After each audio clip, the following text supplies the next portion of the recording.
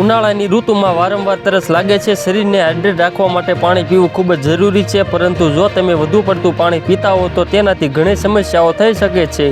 વધારે પાણી પીવાથી માથાનો દુખાવો અને થાક લાગે છે। વારંવાર શુષ્ક ગળાનું કારણ ઘણી ગંભીર બીમારીઓ પણ હોઈ શકે છે। હેલ્થ એક્સપર્ટનું કહેવું છે કે ઉનાળામાં શરીરને અન્ય ઋતુની સરખામણીમાં વધુ પાણીની જરૂર પડે છે। તીવ્ર સૂર્યપ્રકાશ અને ગરમીના કારણે ડિહાઇડ્રેશન થઈ શકે છે, તેથી પાણી પીવું ફાયદાકારક છે, પરંતુ વધુ પાણી પીવાથી શરીરમાં કેટલીક વસ્તુઓની ઉણપ થઈ શકે છે। સ્વાસ્થ્ય નિષ્ણાતોના મતે તરસનો આધાર શરીરમાં રહેલા પ્રવાહીના સ્તર પર હોય છે। જ્યારે પાણીનું સ્તર ઘટે છે ત્યારે શરીર તરત જ તરસ અનુભવતી સિસ્ટમને સક્રિય કરે છે। ગરમ અને ભેજવાળા વાતાવરણમાં શરીરમાંથી ઘણું પાણી નીકળી જાય છે, જેના કારણે તરસ લાગે છે। આ સિવાય ડાયેરિયા, ડાયાબિટીસ જેવા અનેક રોગોમાં શરીરમાં પાણીની ઉણપ રહે છે અને વારંવાર તરસ લાગે છે।